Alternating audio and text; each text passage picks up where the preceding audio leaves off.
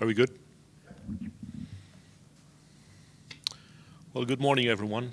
My name is Norbert Barszczewski, and I will have a pleasure to moderate this last session. Thank you for sticking around. Save the best for last.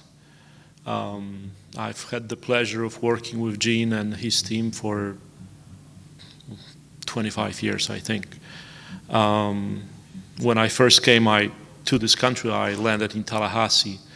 And if you haven't had a chance, I encourage you to stick around, visit Gene's office. A couple of years ago, I saw a document online, and it listed American cities and what are they most famous for. They listed Tallahassee as the place to make the longest, best friendship. And I can attest to that. We've become family with Gene, and I really, really appreciate doing what we do. Coming to these events, I like to think that we're all here for the same reason. Whether you are undercover blues brother or water sports enthusiast like our first speaker, Tim, I think we all want to make this place a better place. We want to clean up this earth, leave it better than we arrived to it, make it more enjoyable for our children.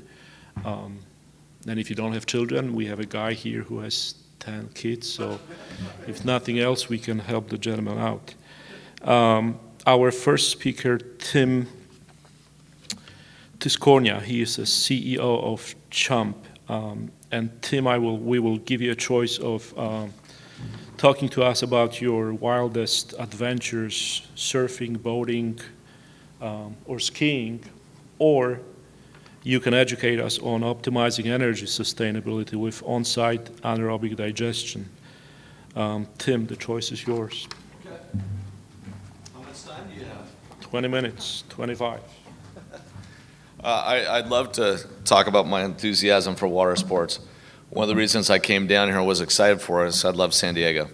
And the opportunity to get out in the water and surf, which I was able to do a couple days, which was pretty nice. And hopefully I'll do it this afternoon. But for me, it's that commitment in terms of being out in nature and doing those water sports together with having 3 daughters and wanting to leave the world a little bit better place, as you mentioned, that really drives me and the rest of the team at Chomp. And so we're very much a mission-driven organization that is doing our part. We focus predominantly on on food waste. I think another reason why I like San Diego so much is that I get to say to you that only 2 exits, I don't know if it's actually 2 exits, somewhere between 2 and 7 exits at UCSD, you can go see one of our units, which is pretty exciting. And there it is in the upper left-hand corner. It's just, I think the hall is called Mosaic, and it's doing campus food waste there and turning it into energy. That's actually connected to their gas behind the meter. So whatever is produced from there in terms of biogas gets put into their gas system, which is great. Chomp makes containerized modular anaerobic digesters that are easy to deploy in urban and suburban environments. Our smallest unit started about 25 tons of food waste per year. Our largest units go to about 4,500 tons. When you think about Chomp and anaerobic digestion, really think about us as 20,000 tons and below. And the question might come is, with anaerobic digestion, do we find ourselves competitive with centralized anaerobic digestion? No. It's like when you hear about the technologies that we've heard about for the past couple of days, these aren't competitive technologies. I hope we're all very successful. And if we are, we'll have a very positive effect on the world. Centralized and decentralized anaerobic digestion work very well together. You can't always truck your food to a centralized location. You don't necessarily want those trucks moving. So for this, we're able to put it on site. And because they're compact, we build them up in Auburn, Washington. We put them on a truck and we deliver them. They're quick to install. Relatively straightforward to permit, but it can always be smoother.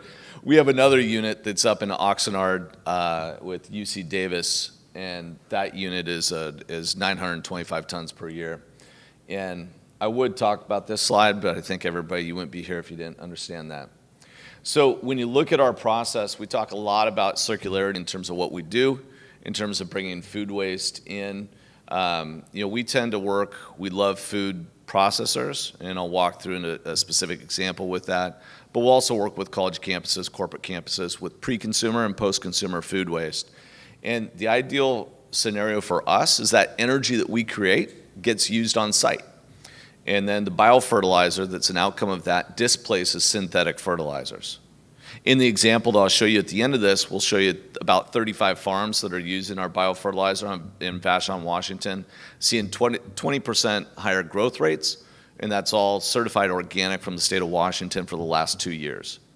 And so when you look at what is happening in our food systems these days, to be able to displace synthetic fertilizers and use something that is organic to grow healthier food is something we're very super excited about. Our process, the food waste comes in, organic waste.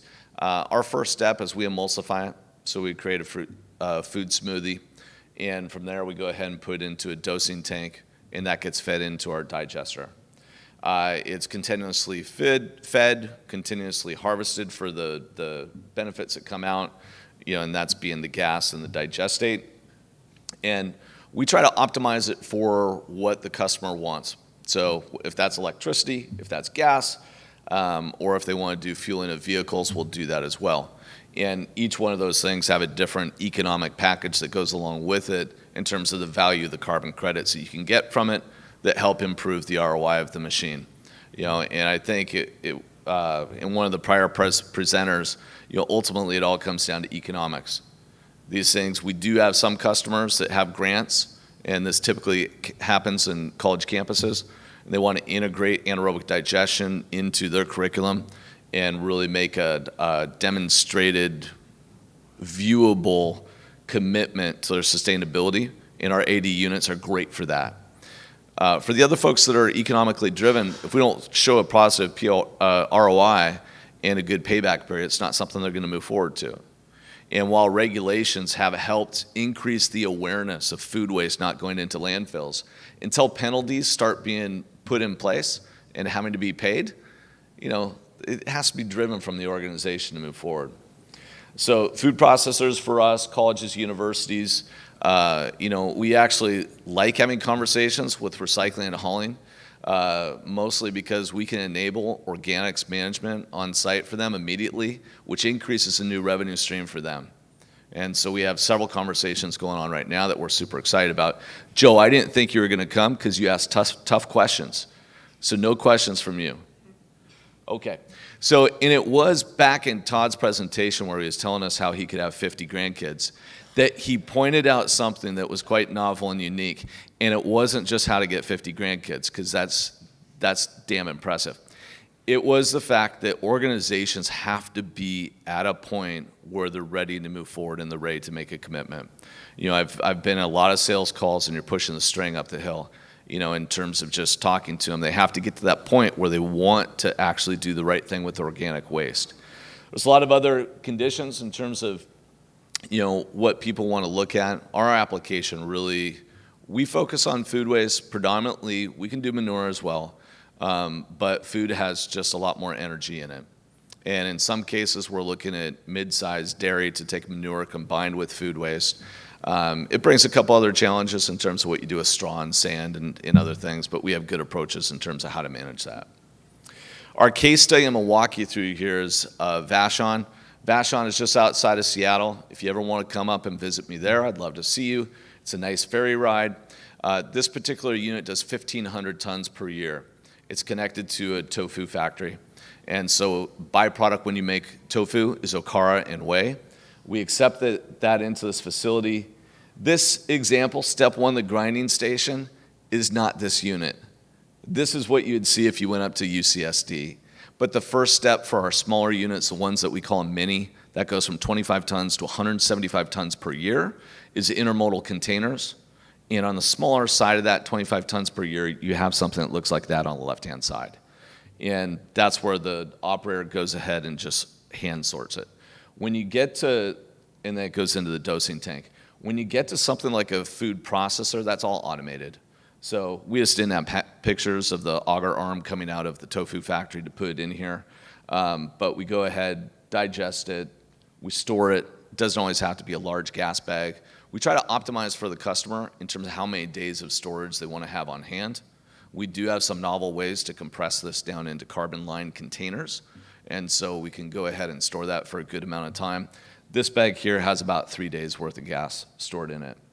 Now on Vashon, we have a couple CNG customers who have converted their vehicles to CNG. The truck that you see here that has the biofertilizer on the back of it is a hybrid diesel CNG.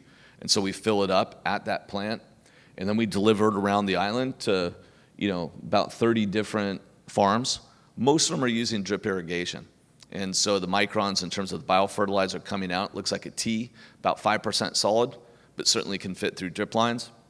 And one of the things that I didn't expect in this was that some of the farmers were like, Tim, you saved my back, because they're putting compost out there and spreading it on their fields all the time. These are not large-scale commercial farmers. These are mid-sized farmers. And so for them to be able to go ahead and roll out and be able to do drip line year after year is a lot better for them. And we haven't done studies with large scale, but we've done a lot of testing with our NPK and our balance with our biofertilizer with great results so far. This 20% improvement in yield, and you can tell by that smile on her face, she's pretty happy. And so knowing what is going on to those foods and understanding that that is something that's been certified organic from the state of Washington helps them grow better food, and they'll do side-by-side comparisons with really good results for us so far. That's only 9 minutes. I gave you 6 minutes of your life back. My contact information is there. Not kidding, if you ever want to visit us in Seattle, you can come see. We manufacture all of our units in Auburn, Washington, and then we load them on a truck and we'll ship them out. We have about 16 units that are either deployed or about to be shipped, with a couple large foreign government contracts that are coming in soon, and so we're slated to ship another 6 within about 8 months. And in about two to 3 weeks, we'll have a pretty exciting announcement that will increase our capabilities to scale much more rapidly with a lot more resources. So I'll leave you with that, and I'll take any questions at the end.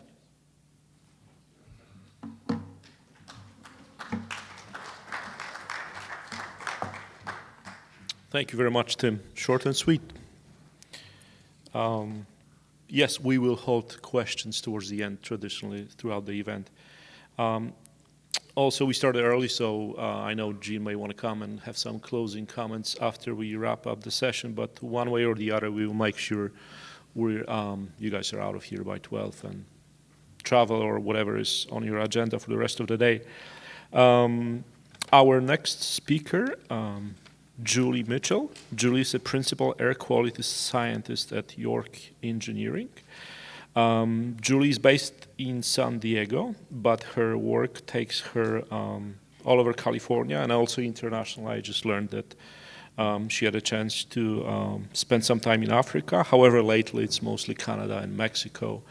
And if there's anyone in this conference, in this room that I know that can answer any and all questions about air permitting, that's Ms. Mitchell. She will talk to us today about air permitting, odor, and CEQA for solid waste industry facilities.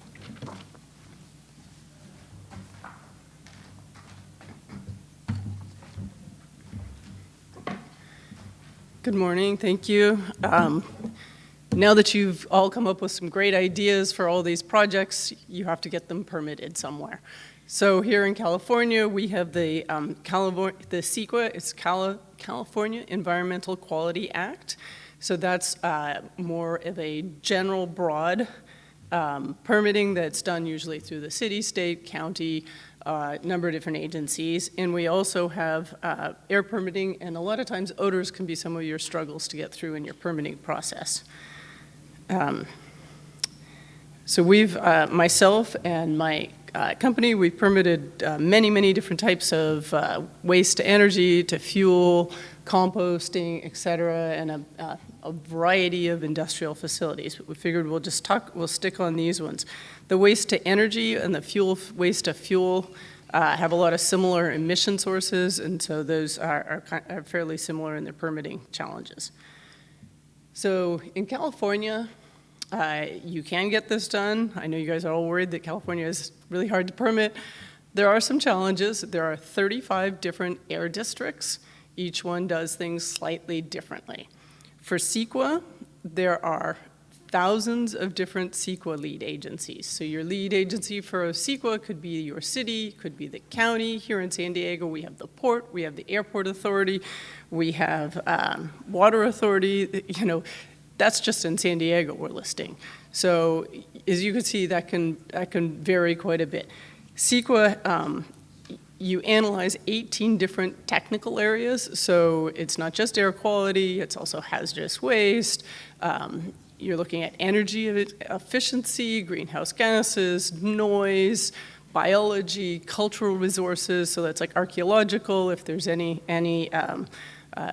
First Nations that were in the area where you were doing your project, et cetera. So long list of that. Depending on your project, you may not have to dig into details on every single one of those topics.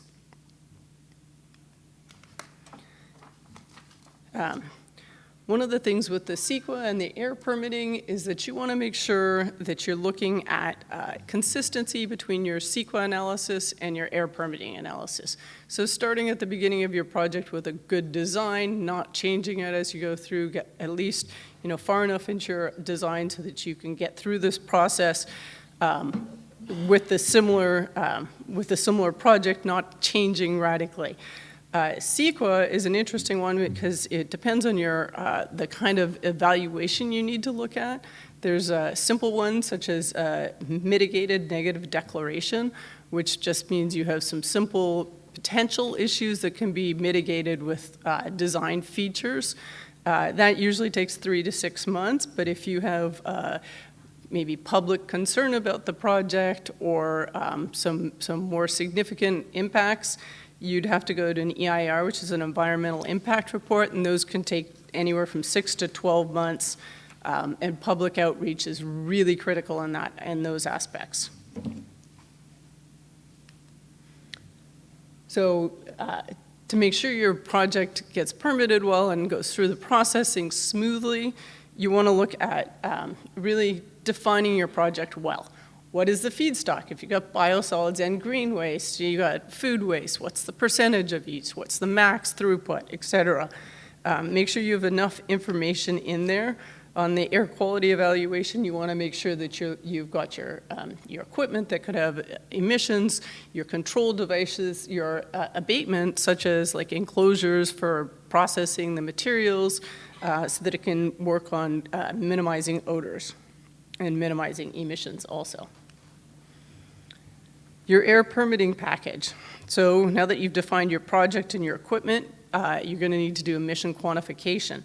Your emission quantification actually goes into your new source review. It dictates whether you have to do BACT, which is best available control technology. Again, 35 air districts. Each district is different. The Bay Area threshold is 10 pounds a day. The Sacramento Metropolitan Air District is 0 pounds a day for a threshold for whether you trigger BACT or not. So basically, every project triggers BACT. So there's definitely some challenges there. Odor impacts can be a big issue or a big perception of an issue on projects, depending upon how you deal with usually your feedstocks as it's coming in. And then, of course, your CEQA analysis. You're going to want to review the regulations, and if it is co-located with another facility, such as a wastewater treatment plant or a landfill, you may be looking at EPA Title V air permitting requirements.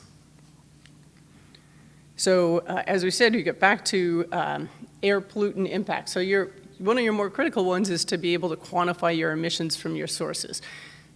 Newer technology, quantifying all these different emissions can be a little challenging because you may not have done some testing yet, especially on the air toxic side of things and on the odor side. The odors, a lot of times we'll look at, they're permitted as nuisance with the air districts, but we'll look at surrogate pollutants to try to, determine if you think that you'll have any odor issues or to prove to the districts that you will not be having any odor issues. Greenhouse gases need to be analyzed. And then some of the other challenging ones, like I know that it's been brought up a bunch, is PFAS. So the state knows it needs to regulate them. It hasn't quite figured out their thresholds. They haven't got yet to toxicity factors, but they want you to quantify it. So you're left with this challenge of there are no emission factors that are built out there for if you make a syngas that came from like a wastewater treatment plant, when we know there's going to be PFAS in there. What are the emissions of the PFAS coming off that? So we're actually involved with a study right now, CASA, which is the California Association of Sanitation Agencies, and working on quantifying emissions of PFAS from the various sources at wastewater treatment plants. So not just in each of the, sedimentation basins, but also from the combustion equipment that they'll have at those facilities, which are usually after anaerobic digestion. So those are some of the challenges of quantifying your air pollutant impacts. So again, this is back to air emissions. So if you don't have good, typically we use emission factors. If there aren't good emission factors because you have a new type of source, you may want to consider direct measurement. Make sure you contact districts early on your direct measurement methodologies, because if you don't get pre-approval, they may not accept your data. So just something to make sure you're on. Obviously, you can't direct measure at the facility you're building, so if you have a pilot facility, you want to test there.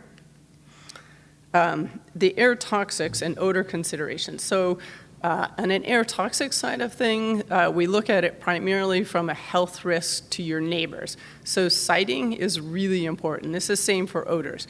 The closer you are to a neighbor, the more likely you are to have impacts or have complaints. Odors are driven on a complaint basis, so you may not, you don't really know you're going to have an odor issue until you built the place and then your neighbors start complaining.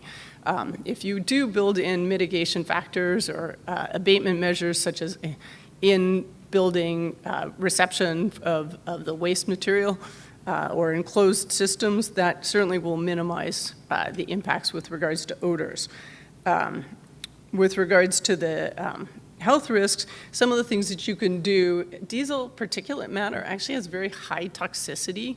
And so if you can eliminate, if you've got diesel screens or whatever, eliminate them, you electrify them if you can, then you may have less toxics. The ammonia, hydrogen sulfide, and PAHs, especially naphthalene coming off of composting facilities, have been some of our challenges for compliance with. If you have nearby neighbors, you may be finding that you have elevated cancer or acute risks from those different pollutants. Okay, odor controls.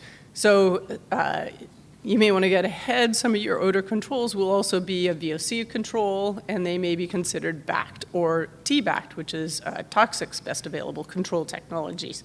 So consider putting that in your design plan. If you do think that you're going to have odors, or you have close enough neighbors that you're concerned about it, or the air district or the CEQA lead agency says we want to see whether you will be impacting your neighbors, you can do an odor modeling analysis. It's very similar to doing an ambient air quality or health risk analysis. It's using a Gaussian model, but you look at plume dilutions over a distance. Come up with some, you can come up with some ideas like putting an elevated stack will help minimize your ground level impacts. The other way of doing odor modeling is looking at chemical surrogates. So, there's just a couple options here. You can see these are some where we looked at it and we actually found, slightly elevated H2S on this one particular facility at a very nearby residence. So then you say, well, do we have our emissions quantified well so that we've done this analysis, but it shows a slightly elevated impact potentially. These are odor thresholds. Some people smell it at that level, some people don't. And so that's just to get you to a starting place of maybe we should look at doing more controls or more cleanup. If you do think you're going to have if you're concerned about your emissions and the quantification, you can look at doing source testing. On a compost or landfills, you look at kind of a flux chamber, like that big round device, or stacks, you'd be looking at stack source testing on a stack. Oh yeah, these are always fun. So odor monitoring doesn't occur until the project's being built, and typically not until you've actually had some complaints. So you want to avoid this, but of course if you do end up having to odor monitor, you can sample and assume a canister for specific chemicals, or you can get, I love the favorite one, the nasal ranger there. You can get the nasal ranger out there, and it'll tell you how many dilutions of the odor you have. Typically, the first step happens if you get odor complaints is that Air District will come out and send an inspector out. They'll send an inspector to wherever, it's usually a resident, to the resident's house to see if they can smell it, and over to the facility to see if they can smell it there. And they'll just note that down. And after a handful of complaints, then you end up starting down these paths. The bottom one, real-time monitoring network around, we had a wastewater treatment plant where we put up 6 monitors for hydrogen sulfide, so we can do some real-time monitoring around the perimeter of the facility and showing that there wasn't any elevated H2S. Okay, so I know that you guys don't do composting as much in this group, but we had looked at some composting issues. One of the things that's sort of interesting, turned windrows used to be the standard for composting, but now that is not considered backed. So it's not your best available control technology. So you're needing to look at negative or positive aerated static piles, or in-vessel composting. Well, in-vessel composting obviously is pretty expensive. You have to put everything inside a container. So you can, if the district says we think that's backed, you can do a cost-effective analysis to show that it is not cost-effective to reduce the emissions to do in-vessel composting. Some key factors on the permitting, make sure this goes back to the emissions sort of dictate everything in your permitting. They'll dictate what rules you're triggering, whether you're triggering backed, whether you're needing to do an air assessment, whether you need emissions reduction credits. And so the less controls that are on a facility, composts don't really have a lot of controls, the more emissions you'll have and the more likely you may be triggering and needing to get emission reduction credits. San Joaquin Valley is they've decided that all composting projects must have either a cover or aeration, and so due to that, they're no longer considering the emissions off composts as fugitives, so you have to get ERCs for your composting emissions. All the projects that they want to get done in San Joaquin Valley, they will run out of ERCs. And so it's kind of an issue that, the district realizes they want these projects, but their rules are written in such a way that they are probably going to limit all the VOCs that are out there just for these types of projects, whereas if you compost in your field, naturally you wouldn't need ERCs. Anyways, it's it's an issue that they hadn't thought through very well, I would have to say. The other one, key factor, is we found if you have close neighbors on your composting facility, you actually will have you can have high health risk effects because it's an impact on the neighbor. So the further you are from the neighbor, the more distance and the less likely you'll have the health impacts. And odors can be an issue and are definitely a public perception. So you may want to, again, just look at potentially testing to get more reasonable emission factors. Here's an interesting case study in the Bay Area. The Bay Area wasn't really that used to composting, and so they requested that the facility measure and monitor for all these different aspects, which is overkill, just because of their lack of knowledge about composting.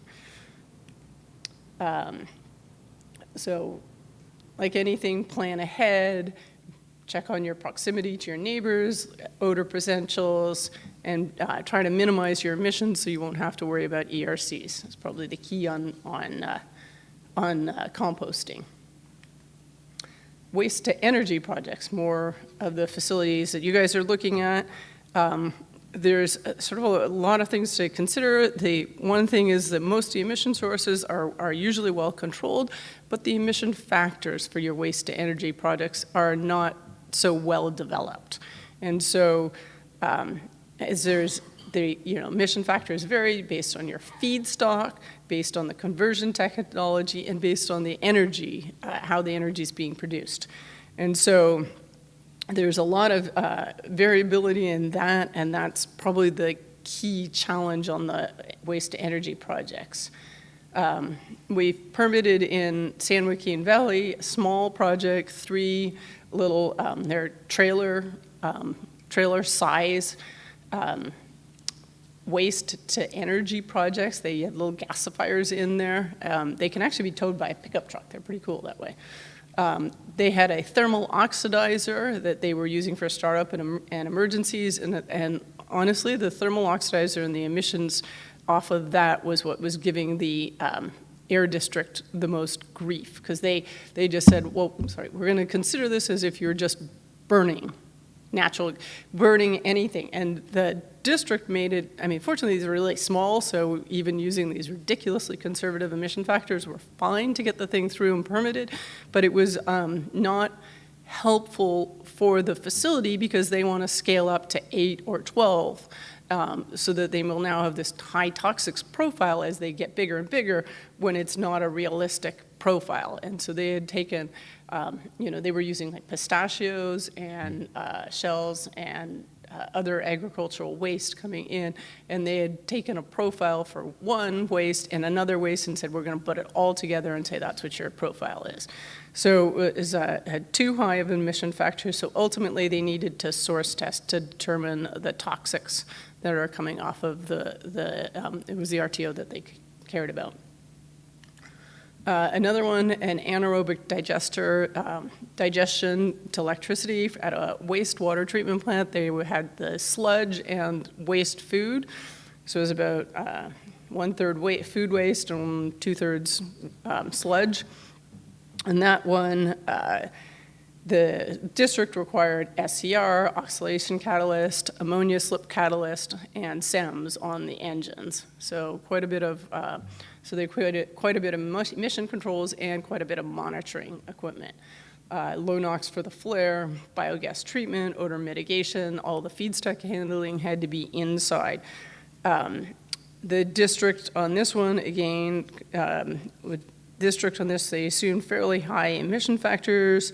They were a little hesitant to, CEQA. This one, the CEQA was done really early, and there were some changes in the project. And the challenge was that the air district, so South Coast said, they have a CEQA department, said, well, we don't see this in your CEQA analysis. But we had to say, well, the CEQA analysis that was done 12 months ago had a bigger, broader bigger picture, and the emissions that we're looking at are still less than this profile. And then it took a little negotiation to get through. So there had been some changes in the project and the project design at that point to get through that. The other one that was a little challenging was that because the developer didn't pay expedited fees to the air district, they just kept pushing it to the bottom of the pile. And so that one, I would actually say that's, even if you don't get charged for your expedited fees, it's worth saying you want it so you actually continue in the process at the right speed. So air permitting requirements. So, you may need to do source-specific emission factors. If you need to do testing to develop your toxics profile, please make sure you engage the district early on that so that you can get a profile that they will believe will accept and use for your permitting and later on for your emissions inventory and other aspects. And then there's also requirements by the other agencies out there that you have to get through while you're still in this. Your monitoring parameters, depend upon your facility and what you're looking at, and the frequency could be dependent upon which air district is looking at the monitoring. For the little tiny units, the trailerable ones, we managed in the San Joaquin to get them to only do representative source testing, so they're once every 2 years, only had to be on 1 unit. And even when they scale up to 8 to 12 units, it will only be on 1 unit and not all 8 to 12 units. So you want to look at that if you can not have to repeat that across the mall. So one of the keys is considering what your biogas, your feedstock in and your volumes, how you're discharging it to the atmosphere, whether it's flares or thermal oxidizers. Again, feeds to odor potentials are always seem to be a challenge. Engage the staff early, especially if it's a new technology, to get them understanding what it is you're doing. And then get through your CEQA also early in the process without changes. I forgot to mention earlier that you can't actually finalize your air permit until you finalized your CEQA. So they're kind of a chicken and the egg, and the CEQA says, well, we want the air permitting people to review the air emission section. So it's good to work on those in a parallel path. So keys to success of permitting in California is have a well-designed project, have a good emission quantification. It informs so many aspects of the permitting. If necessary, site-specific source testing is important. Make sure you have good controls. And if you have to do monitoring requirements, monitoring, that can be substantial, so you'll want to negotiate that with the district to keep that minimized. Other key issues, offsets can be significant if you're like the composting projects that have a lot of emissions, or if you're at another facility that's already a Title V, like if you're co-located at a landfill or at a wastewater treatment plant, you may need to be purchasing offsets, and so those can be quite expensive. Air toxics, the toxics emissions, you need to quantify those and then typically do a health risk assessment to make sure there's no impacts on the neighbors. Odors are high profile, also because they're regulated under a nuisance regulation, and so there's not really a quantifiable perfect method beforehand. But a lot of times the districts will be quite, if they've seen a similar project, they'll be quite concerned about the odor issues to make sure they're ahead of that, because once you have odor issues, it's really challenging. We had a biodiesel project here in San Diego that actually just had to stop making biodiesel because they put it too close to the neighbors, and we're getting an abundance of complaints. And so eventually that caused that part of the business to stop. So you have to be careful with the organic project, and then invest time early with the permitting staff. That's it. And we take questions at the end.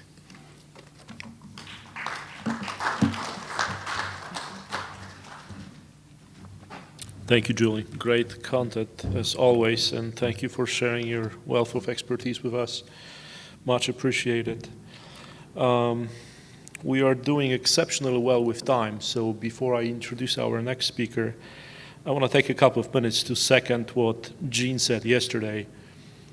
I mentioned that I've worked with Gene for 25 years, quite a while, and over the years we've done a lot of environmentally related projects. When I first started, we managed Dean Apple soil cleanup project at Launch Complex 34 in Kennedy Space Center. The work has taken us to Kazakhstan, where we worked with Central Asian representatives to, maybe not to address, but to try to understand the Aral Sea disappearance situation.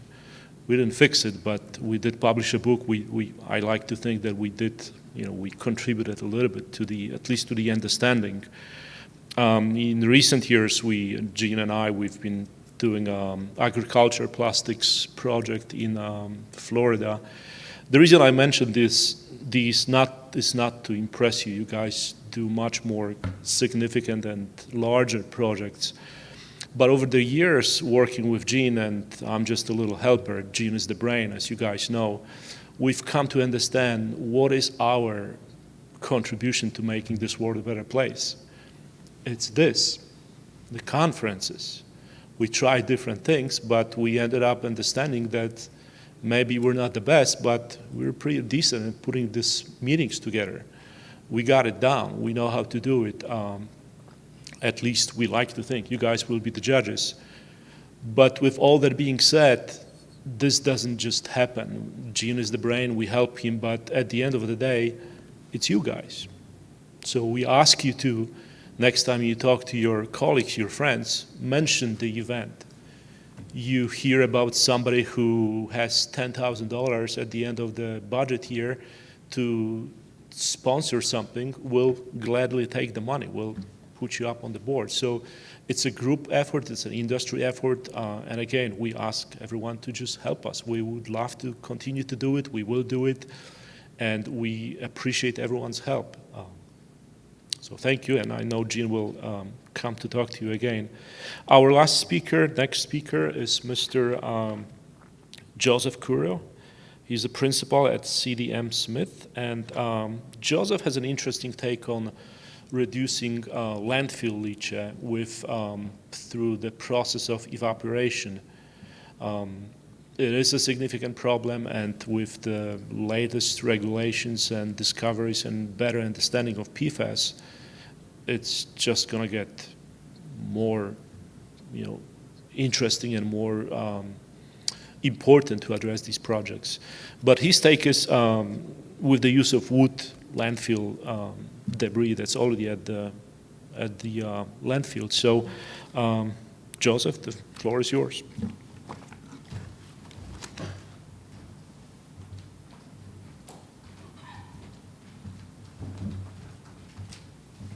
Good morning. That was the wrong thing to say, that we have plenty of time, because I tried to cut this down to under 3 hours. We'll see. So, what I want to talk about is a wood stove and a teapot, except it's a giant wood stove and it's a giant teapot. You see like in maybe a hunting cabin or such, you have a wood stove and it heats the cabin and it makes it really dry, so you put a teapot and let it keep steaming and use that humidity to humidify that dry winter air. So this is kind of the same thing, except it's big. So, if I can work this, we're in business. Look at that, huh? Technology.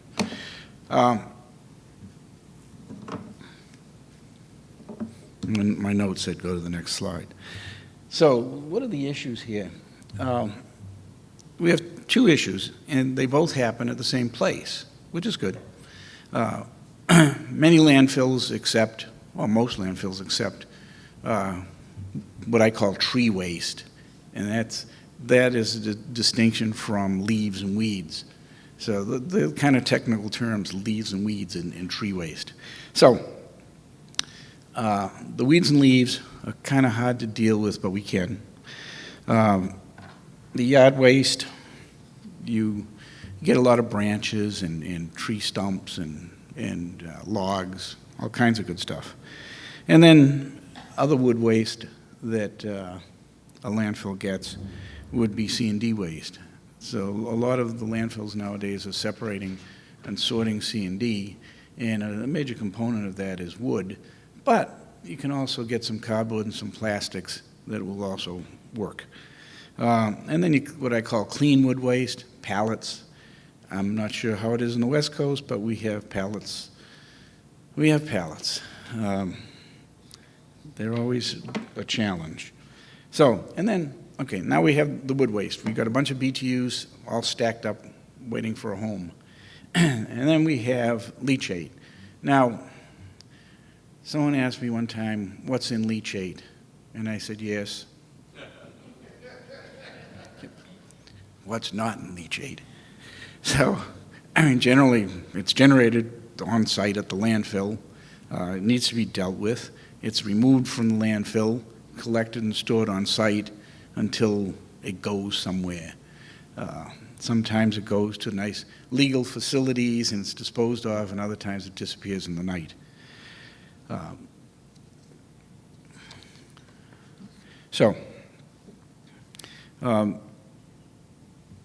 guess we already did that one. So this is a kind of a combination of yard waste. It's supposed to be an electronic pointer here. Let's see if this thing works. Look at that. Okay, so over here you might be able to see some logs, and then we got them over here, and we got a bunch of branches. You can tell this is either Florida or California because of all the palm fronds. And then plenty of leaves. And even down here, whoa, you can see some plastic. Yeah. So yard waste kind of, whatever the landscapers bring in or the homeowners bring in, it gets stacked in a big pile. Then it kind of sits there until it kind of rots down, and they might bring in a shredder and shred it up and use it for landfill cover. But is there a better use for this stuff? It's pretty wet stuff. So next component is more yard waste, but the logs. So a lot of landfills will separate and receive logs and tree pieces and stumps separately. Actually, my son got this picture for me. It's in the town we both live in. Works in the Public Works Department. So I asked him if he had a picture of a log, and he gave me this. So, you can see this is like 2 or 3 months of logs for this town of 8,000 people. So, what do you do with the stuff? They bring in a chipper, and they chip it all up, and they haul it away and dump it in another landfill. And now C&D, now you can see, I wish I had brought my own pointer, but plastic drum, plywood, 2x4s, all kinds of stuff, a lot of cardboard boxes. So, it's typical C&D. You can shred it up and handle it. You could have roofing shingles in there, plastic, cardboard, some metals. What do you do with it? So what we're going to look at is processing all the 3 categories I've just shown you. Processing it together, chipping it up, make it into a smaller particle size, and mix it all together. So what do you do with wood waste? If you have a landfill, you can dump it in the landfill, and most areas say no, you can't, so we don't.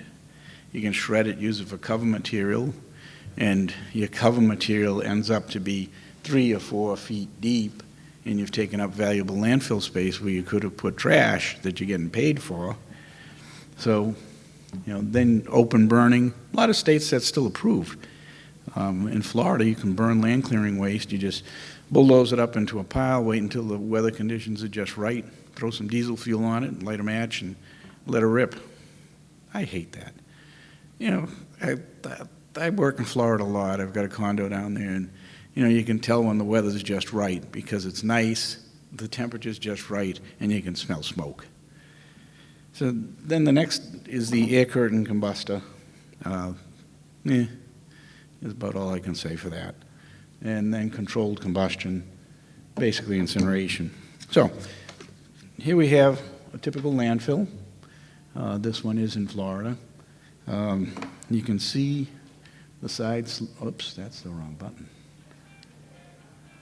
This side slope was covered with mulch from yard waste, and the grass grows pretty good. When I first started working in Florida years ago, we were doing a landfill, and people started talking about, once it's all graded, how do we get the grass to grow? And they said, we put sod. I said, you guys nuts, you're going to sod that landfill? And it's like, well, it's the only thing that's going to grow. And sure enough, you got all those guys out there throwing sod throwers, throwing the sod in place, and it grows pretty good on this stuff. So there's no direct landfill of any kind of wood waste here. They do have a separate C&D landfill, but they separate out the wood. So that's the kind of the nice way to dispose of it, cover your landfill with it. And this is my favorite, even though I don't like it. Open burning. Like I say, in Florida, that's in Florida. You stack up all your waste, and you just set it on fire, and it burns like crazy. And for a pyromaniac like me, that's a beautiful sight. I don't like the smell, but man, I love fire. I just love fire. So, just pile it up, let it rip. So then the next step is the air curtain or pit burner. So this is basically a refractory line pit. You get the fire going, and you put material in, and it says that it's smokeless. Well, the guy that's, yeah, you've seen one, huh? The guy that said it was smokeless must have been smoking something, because it ain't smokeless. I have a client that bought one, and they used it. The thing has like 20 hours on it. And if you know anyone that wants to buy a pit burner, it's for sale. So then we take one more step to control combustion. This is an incinerator.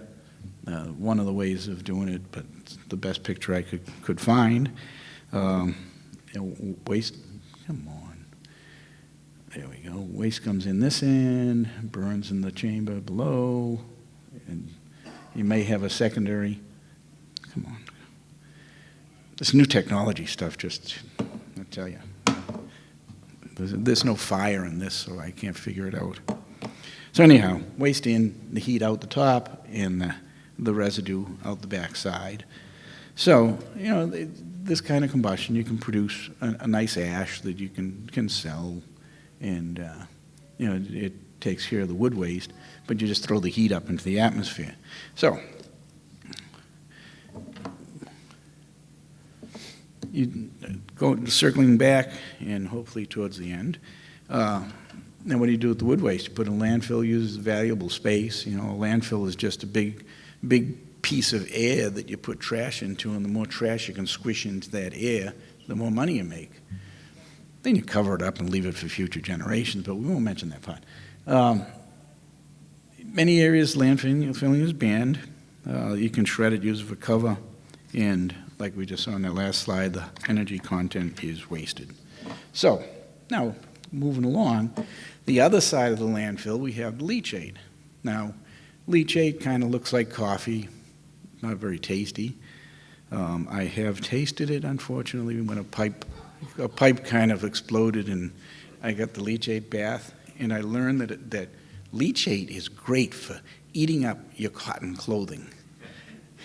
My clothes started to disappear with that stuff on it, along with my skin. But hey, so leachate, it's a high water percentage. There isn't much as far as a concentration of solids in leachate.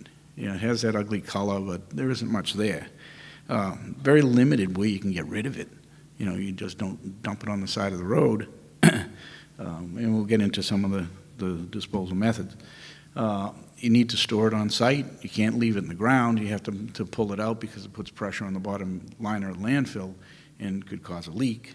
And, like I said, dumping on the side of the road, sometimes disposal is not reliable. Kind of a typical leachate storage pond. This one has a liner. They dump the leachate in it. One of the bad things about this is that when it rains, and this one's in North Carolina, and we had a similar pond in Florida, when you get 5 inches of rain in a couple of hours, you have a lot more leachate to dispose of. So the trend now is tanks and covers. And, like I said, I do a lot of work in Florida, but I live in Boston. So, a hurricane will be coming towards Boston. The weatherman says, we're going to get 5 inches of rain over the next 2 days. I said, you know what they call that in Florida? Morning. So, you've got a nice pond of leachate. You should have no swimming signs around it, because you take a dive into that, you're not coming out.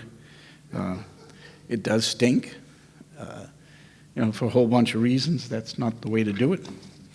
So, how do you get rid of it? Off-site treatment at a wastewater plant.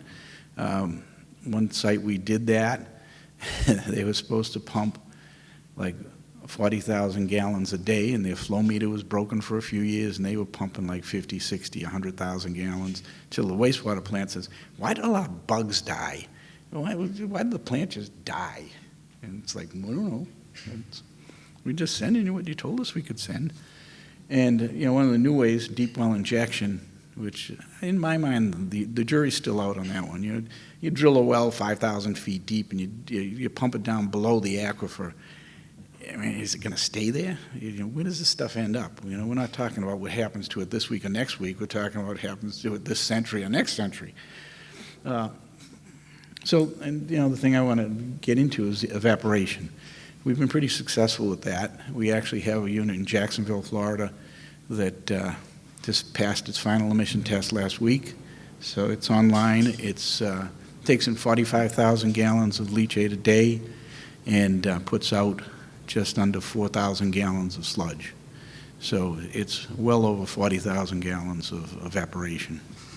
And I've got some pictures of that too. And then other site-specific methods. I put that in, but I'm not sure what it means. Okay, so this is a tank farm. You can see the tank peeking up in the back there, right there, loaded into the truck, and then you take it on a tour of the state and drive somewhere where you can finally dispose of it. So now you've got a truckload of leachate going down the road, and we know what happens to trucks on the road. Someone cuts them off, the tanker flips over, and now you've got leachate all over the place. So then, deep well injection. These are a set of pumps here that you can't see, and it comes up through these. There's a bunch of flow meters, and then down the other side and across a little bit and down to a well. This particular one is 6,000 feet deep. And typically the deep wells go from 2,000 to 6,000. 6,000 is about as deep as I've done. Okay. This is Jacksonville. No, this isn't Jacksonville. It looks just like it. So what we have here is the leachate evaporator and a clarifier, and then a frac tank. So a truck pulls up next to the frac tank and takes the sludge, which is 1 or 2% solids, takes it back to the landfill and re-injects it into the landfill. So basically what you've done is taken 45,000 or 50,000 gallons out, you evaporate it, and then you put it back. So it never really leaves the landfill. So, and the important thing to remember here is this is evaporated. It's not boiled. That vessel, oops, that's wrong. Keep pressing the wrong button. Nothing happens. Okay, this vessel, if you wanted to touch it, it's only 185 degrees. It's limited to 185 for evaporation, because it gets any higher than that, you can get boiling in the tank, and that's not nice. So, what is this thing? The evaporator, and it took me a while to figure this out because the vendors don't want to tell you this stuff. What's inside your unit? We can't tell you that. I'm going to find out. It's a scrubber. Now, what do wet scrubbers do best? They evaporate water. So they took a wet scrubber and put some heat into it and evaporate the water. So I said, well, wait a second. What does an incinerator need? An incinerator needs air pollution control, which can be a wet scrubber. Why don't we pull these two things together? So that's what we did. So you get the wood waste combustion. You can supplement it. You're at a landfill now. You may have landfill gas. You can use waste oil. Anything else that's combustible that you can stick into this thing. And then the leachate evaporation requires nice heat input. Now what we found, and it was really surprising to me, is that the amount of wood waste in most landfills I've been to is directly proportional to the amount of heat needed to evaporate the leachate that they generate. So the 45,000 gallon leachate evaporator, the landfill has about 45 tons of wood waste a day. And it's a terrific match, and it's amazing how this is held true at most sites. Like I said, it evaporates water. It does not boil. It's not terribly hot. and it's on site. Your wood comes in, your leachate goes to the tank, your heat goes into the tank, and just like magic. So, how do we do it? So you need to prepare the material, shred the wood, blend, and pick the combustor to burn the stuff in. You have controlled combustion, but you don't need air pollution control on the incinerator because that's it. So you take all the exhaust gas from the incinerator. Someone asked me yesterday, how high can you get? We can get to 2,000 degrees pretty easily. Over that, you're going to start slagging, so you don't want to get too hot. And the heat just goes right into the top, and yeah, we're coming up on the good stuff. So, you can run at a lower temperature, but you want to run as high a temperature as you can to evaporate as much as you can. And then depending on your combustion system, you get a residue that you can use. It's usable, the soil amendment or whatever. One of the best incinerators, though, would be a fluidized bed. Now, the reason for that is it's a pressurized combustor, and you need the pressure to push the gases through the water. So what that evaporator does is a big tube in the middle. The hot gases come down the tube into the pool of leachate in the bottom. That tall vessel, that's like 35 feet tall, there's only 18 inches of leachate in it. So the heat comes down and blows through the leachate to do the evaporation. So you need that pressure. Otherwise, you have an induced draft fan on the backside, and it's kind of, it's what I call a push-pull system, and I've never had great luck with those. And again, use the heated combustion to evaporate, and the scrubbing action. As your heat goes through that leachate, you want to take all your particulates from burning wood into the leachate, and now the residual from that leachate goes back into the landfill. So you're taking care of your wood, you're taking care of your leachate, you're taking your ash, your fly ash from the combustion system into the leachate, and the sludge goes back into the landfill. It's kind of neat. Now, we look at the volume reduction, 90%, and if you look at that 45,000 and 4,000 evaporated, it's about 90%. There are some other systems that claim 98%, and what they do is use a higher temperature and a thin film evaporator, and that tends to bake the solids from the leachate onto the surfaces and requires a lot more cleaning. And one of the strange things about this is that you get a lot of foaming in that tank, and the vendor brings in this big tank of defoamer. And he said, "What is that?" "Oh, that's defoamer, and it's special stuff." Come on, it's Tide. You want to break the surface tension of the water, and you want the foam to sink into the liquid. That's what laundry detergent does. It breaks the surface tension of the water, so the water gets wetter into the clothes and scrubs out the dirt. He said, you're paying like $50 a gallon for this stuff. Go to Costco, get a couple of jugs of Tide. It just works the same way. I cracked the code. Okay, so I learned that from a guy up in New Hampshire one time, that he had a lot of floaters, and I came in the next day and the floaters were all gone. He said, "How'd you do that?" "Tide." I didn't believe it, but it worked. Okay, so this is the whole system, everything pulled together. So, nope. There we go. Over on this side, we have the wood receiving, blending, shredding, whatever you might need to do with the wood to get it into the incinerator. There was a project I worked on a few years back. They were trying to burn yard waste, palm fronds and leaves, and they used a flat hearth incinerator. They said, "It's not going to work." "Oh yeah, our PhDs in England say it's going to work just fine." I don't care what your PhDs say. I've been doing this for 55 years. It's not going to work. And I'll tell you, if it does work, I'm going to pick up a handful of yard waste and eat it. I've never tasted yard waste. I don't know what, because it didn't work. Isn't it glorious how we can waste government money? You get a government grant, and the system doesn't work, and you just say, "Oh, it didn't work. See you later." I love it. What a country, huh? So anyhow, so all the wood waste goes into your combustor. You take the gases off. Now, you see in the combustor, it's mainly wood waste, but if you have landfill gas, especially landfill where your gas might be a little bit off spec and hard to treat, it can go in.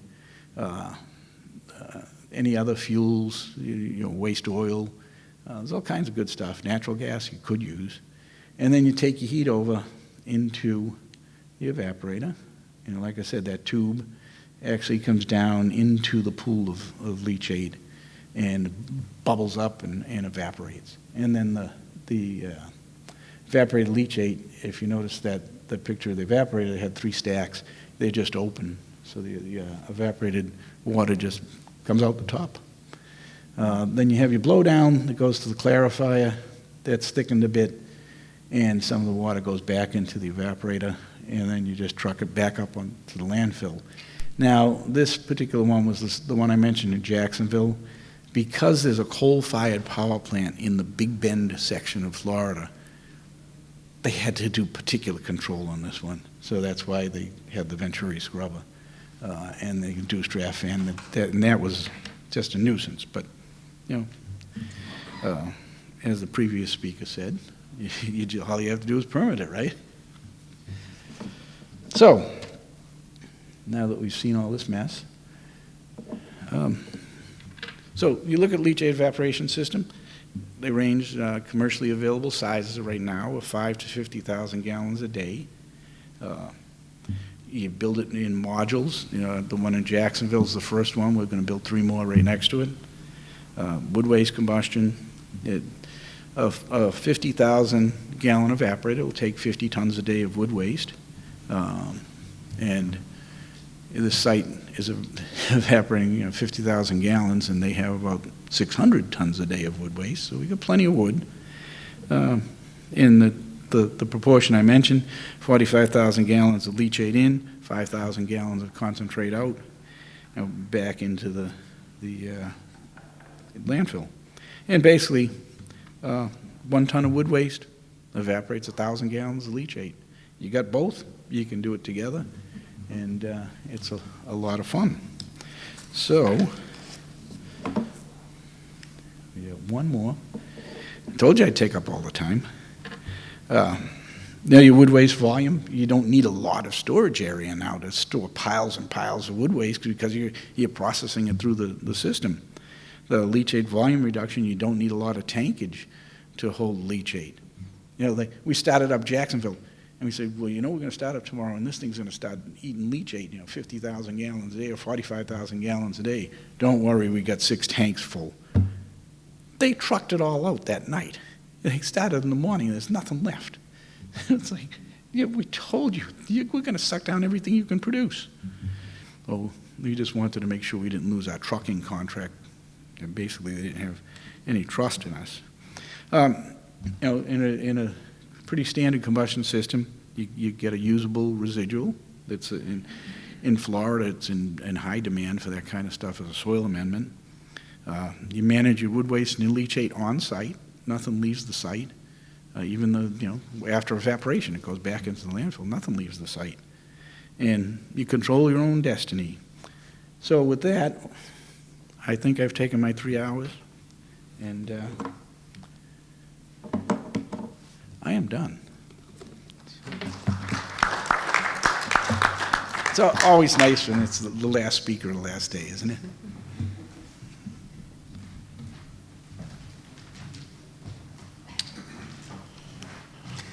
I thought I did some crazy stuff in my life, but tasting leachate, you got me beat by a long shot. Thank you very much, Joe. Very interesting, engaging content and presentation style as well. Thank you. We are still doing exceptionally well on time, which means that we have time for some questions. We will have Dennis and Jean pass the microphone. And when you have a question, you can introduce yourself, but do please state who the question is for. Any questions, comments, reflections? Yes. Real quick, yeah. You were talking about Yorke on the when there's a new project and people don't understand the technology, they kind of overkill the requirements and so forth. Does Yorke ever get involved in educating way in advance and providing examples of how simple it should be? Sure, that's, I mean, part of the negotiations and the discussions with the air districts or the county is to start an early conversation and explain to them what the technology is.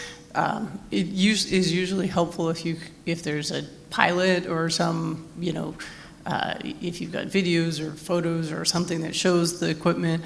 One of the prime examples was the trailerable one. The district kept thinking, oh, you guys are making power. And we said, can you guys look at the size of this? Once you sort of step back and take a look at what we're doing here, then they said, oh, right, this is scaled down. This is much smaller. So getting the district to understand what your process is and what your sort of quantity of materials are really helps early on. And if it is new technology, expect that you may have to look at sort of a little higher emissions initially, but once you've built it, test and then be able to know that you'll have a lower levels later on.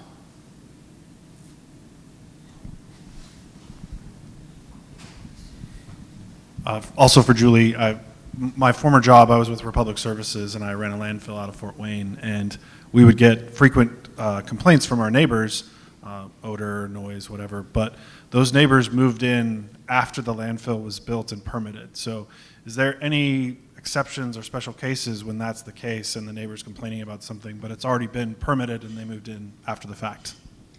Ooh, that one's a tough one. We had an egg producer who put a giant sign on the side of his barn and said, "You're buying a house next to a chicken farm.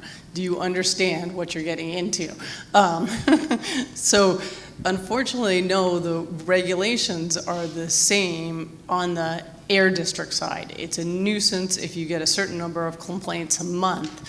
And so although these people moved in, at that point it's better to do public relations, talk about what your potential, mitigations you may be looking at, maybe, there'd be small systems you can put in place to help with the neighbors and show that you're trying to be a good neighbor. But it is a little backwards that way if they build in there. We have seen more recently, most of the bigger air districts are requiring this CEQA analysis. If you're going to build a housing development next to an industrial facility, that they actually have to look at the impacts of the industrial facility on a housing project. And we're really happy to see that, because that, now it's going back and forth both ways. Thank you. Any more questions? Yes. Hi, this is Vanessa Clark with ANCON. Mine's for Joseph. So my company is soon to be hauling many truckloads a day of leachate. Sorry. If you could speak a little bit louder. Okay. So I'm with ANCON. Our company is soon to be moving multiple tankers per day of leachate out of a local landfill here. They're looking for solutions, right, to kind of treat that on site or come up with some plan, because I think they're, on the high days, are 250,000 gallons a day out of this one particular site. So if they wanted to engage with your company to look at doing something similar to what you did in Jacksonville to kind of help reduce what they have to truck off site, would you guys be willing to work on projects here in California? Or are you more based in the eastern region?